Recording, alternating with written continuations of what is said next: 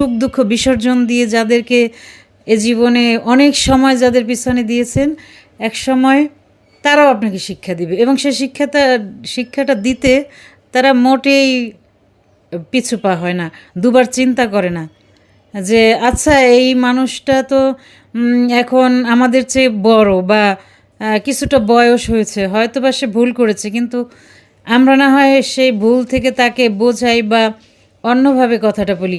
Direct আপনাকে অপমান করবে এবং সে শিক্ষাটা দিবে যে তুমি এখন থামো, তোমাকে এখানে থামা উচিত।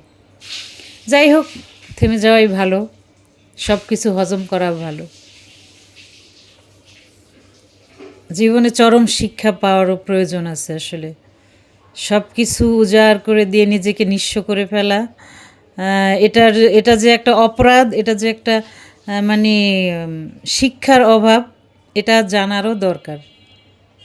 আসলে ছোটরাও শিখায়, বড়রাও শিখায়, অনেকেই অনেকভাবে শিখাতে পারে। আর এই শিক্ষা থেকে আমি এটাই বুঝেছি যে নিজের সর্বস্বটুকু দিয়ে কাউকে না, হোক রক্তের সম্পর্ক, হোক যে কোনো সম্পর্কের মানুষ, পুরোটা কারো কাছেই বিলানো উচিত না। নিজেকে ভালোবাসা।